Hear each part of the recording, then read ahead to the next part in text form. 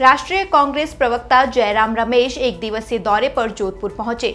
जयराम रमेश ने एक निजी होटल में प्रेस वार्ता के दौरान मीडिया से मुखातिब होते हुए बताया कि हम 5 गारंटी के साथ 25 न्याय के वादों को लेकर चुनावी मैदान में उतरे हैं।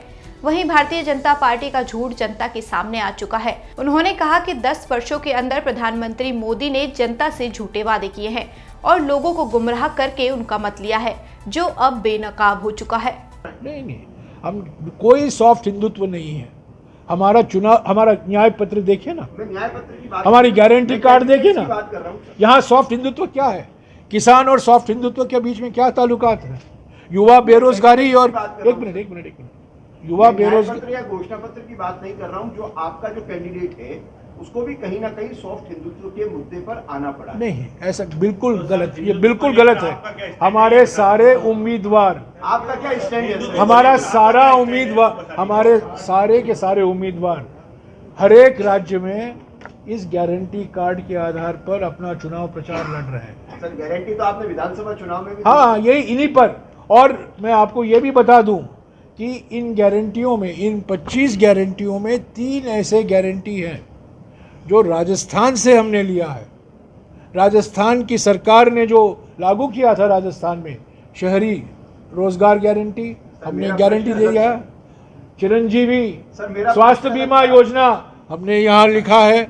और तीसरा जो हमने दिया है वो गिग इकोनॉमी के लिए, सामाजिक सुरक्षा के लिए एक कोष बनाने के लिए, वो भी हमारे गारंटी है। आप अलग जगह पर चले नहीं, देखिए, सॉफ्ट हिंदुत्व जब हम पर आरोप लगाया जाता है, हम उसका जवाब तो देना पड़ता है ना। पर गारंटी के माध्यम से ना, मैं क्योंकि यही तो मुद्दे हैं। आप हमें को लेकर क्या हमें हमारे धर्म के बारे में किसी से सर्टिफिकेट की जरूरत नहीं है। किसी से कोई सर्टिफिकेट, प्रमाण पत्र की जरूरत नहीं है। हम जानते हैं हमारा धर्म क्या है, हम जानते हैं धर्म क्या है, पूजा किसको करना है, कब करना है, ये सब जानते हैं। हम लोग सब मस्जिद जाते हैं, गिरजाघर जाते हैं, मंदिर जाते हैं, जहाँ पूजा होती है हम जाते हैं। और उसका राजनीतिकरण नहीं करते हैं, उसका हम प्रचार नहीं करते। मैं टीका लगाकर नहीं जाता हूँ, पर मैं जानता हूँ मैं कौन हूँ। मैं जयराम हूँ, जयराम रमेश। पर मुझे टीका लगाने की कोई जरूरत नहीं है। प्रश्न वही था सर, कि कहीं ना कहीं हम भी सॉफ्ट हिंदुत्व के मुद्दे पर नहीं, हम नहीं जा रहे हैं, क्योंकि आप उठा रहे हैं सॉफ्ट हिंदुत्व। मैं आपको हार्ड आंसर दे रहा हूँ।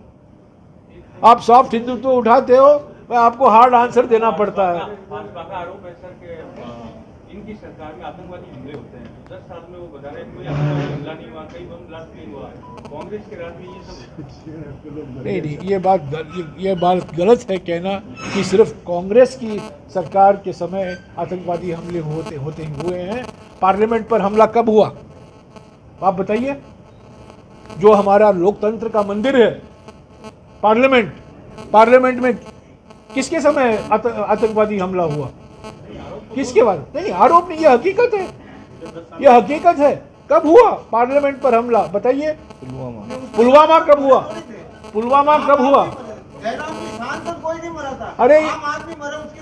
अरे यार, सुरक्षाकर्मी मरे, क्या बात कर रहे हो? एक व्यक्ति का मरना दुर्भाग्यपूर्ण है, एक व्यक्ति का मरना भी दुर्भाग्यपूर्ण है। वहां पार्लियामेंट के सुरक्षाकर्मी मारे गए। पुलवामा देखिए क्या हुआ, 40 सीआरपीएफ जवान शहीद हुए। इंटेलिजेंस फेलियर था। तो वो किसके समय हुआ था ये बताइए? पुलवामा किसके समय हुआ था? और किसने कहा? ये मैं नहीं कह रहा हूं, तब के जम्मू और कश्मीर के राज्यपाल सत्यपाल मलिक टेलीविजन पर आकर कहते हैं कि ये इंटेलिजेंस फेलियर है। जो कार्रवाई करनी थी सरकार को, मोदी सरकार को, उन्होंने नहीं किया था। ये सत्यपाल मलिक को राज्यपाल नियुक्त किसने किया? नरेंद्र मोदी ने किया, हमने नहीं किया। ये उनके समय के राज्यपाल हैं, उनका तो जवाब नहीं देते।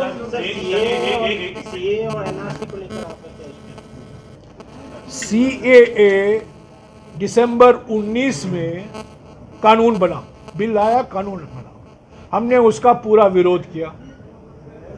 हमने विरोध इसलिए किया क्योंकि सीएए हमारे संविधान के खिलाफ है। हमारे संविधान में कोई प्रावधान नहीं है नागरिकता धर्म के आधार को देने को। ये हमारे संविधान में नहीं है। ये अभी सुप्रीम कोर्ट पर ये मामला सुप्रीम कोर्ट में है।